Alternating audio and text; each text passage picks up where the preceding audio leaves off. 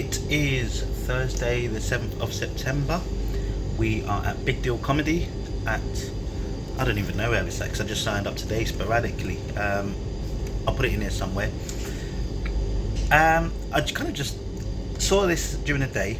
Comedy Collective, you'll see on Facebook. There was an opening in Cambridge, and I saw that I could get there quite easily from Finsbury Park on train. So I thought, fuck it. I haven't gigged since Monday, since the Gong Show. If you look back on the last vlog, which was a success, this is another Gong Show.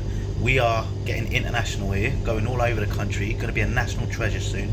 That's the aim.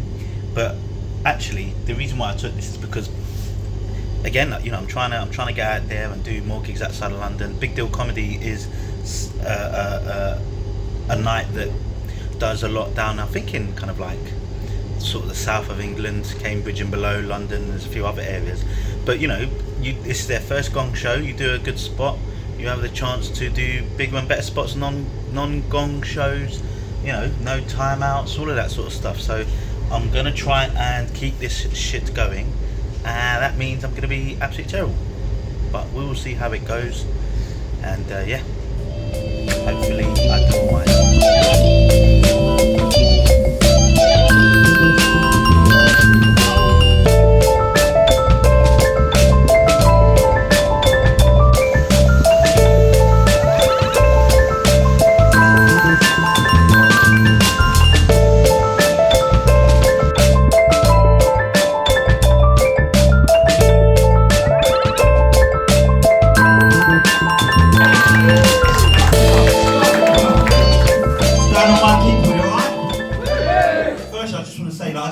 From London, don't stab me, and you guys are literally such a better looking audience than the people in London, especially the three with the tags, man. You guys are fucking gorgeous.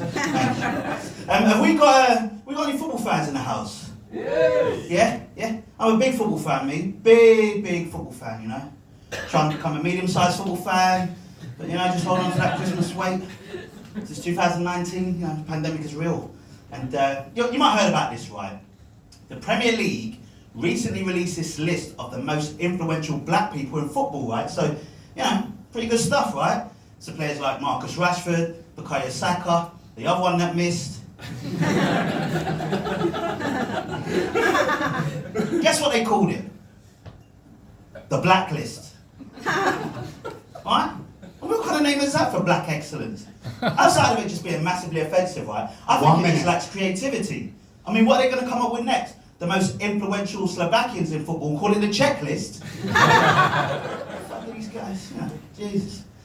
I just feel like in the last few years, right, people have tried to recognise black people in really odd ways, you know. They had the term BAME, that got cancelled. Like, the one I never understood was the term person of colour. How'd that get through? No? Obviously, most of you don't get it because you're white. But the problem I have with it is the term person of colour means someone that isn't white. Now for me, any term that puts me and Lucy Liu in the same category, that's got to be a mistake. Right? Now she's a 5'10", 5'2" Asian woman that looks like she can fit in most people's pockets. And I'm not.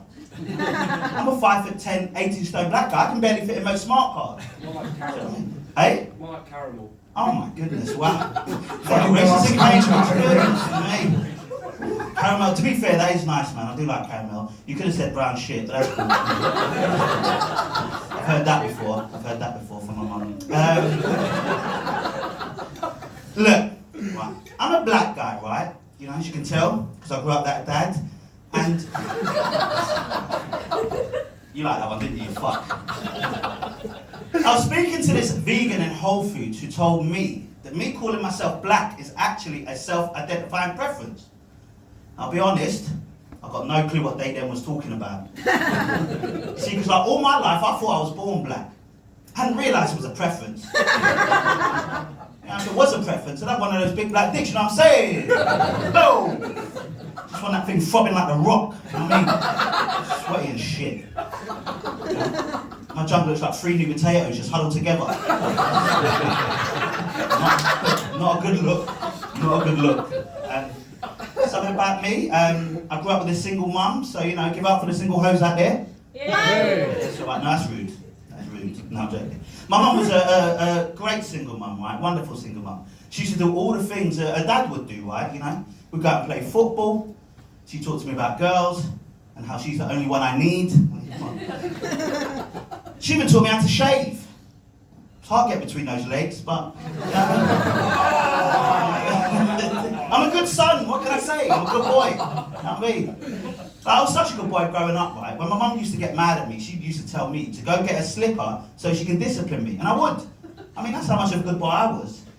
But like when she was really mad, she'd say things to me like, "Carry on with that shit, I'll send you to live with your dad." Which obviously doesn't sound that bad, but the problem is, none of us knew where that was. It was like some gangster shit, man. I thought if I left my socks on the floor, I'd be sleeping with the fishes. Something else about me is I grew up with a twin, so nice they made me twice. Or as my mum likes to say, 2 mistakes for the price of 1. Silly bitch. And, you know, the thing about my twin brother, right, is that when people see us together, they say I look exactly like him, which really pisses me off, because I think he's fucking ugly. I mean, it's ridiculous, right? But, you know, something else about my twin is he came out as gay when he was 18, right? Which was great, you know, he was telling friends and family. The only problem I have is that I'm a big homophobe. Big homophobe. Trying to become a medium-sized homophobe, you know, but I've been holding on to that hate. No, I'm joking. He's fine, he's a good guy, right? But, you know, when he came out, it wasn't really a surprise for me. You know, because I grew up with a guy, we used to play around and play games. We used to play games like doctors and nurses. Guess who my gay twin brother always wanted to be? Beyonce. Also a race-related issue. Yeah? I don't know why. Yeah. All I do is So got through the 5 minutes. Fantastic. There was 1 minute for each of the people that got through the 5 minutes. There was 5 of us. The person who won, I didn't win. It wasn't me.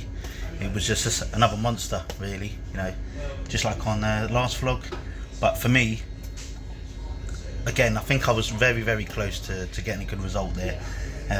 Sound like a fucking football pundit, innit? Like, yeah, you know, it was a set of 2 halves. You know, I don't even know what they say. Well, I don't know why I go scouts with that. Anyway, yeah, a bit smoky. Look at me.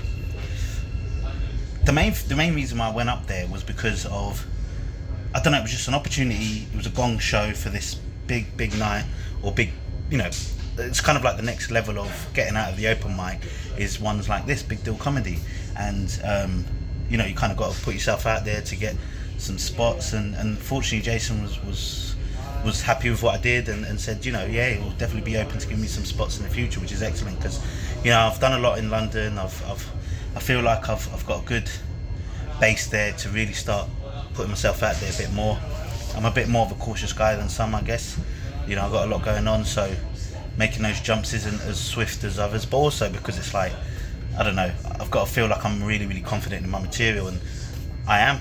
You know, I don't know how it's coming across on screen here, but for me, I've got my 5 minutes pretty tight.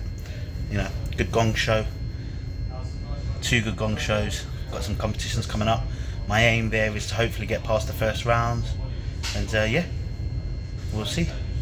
But great stuff, 2-hour train home, on to the next one.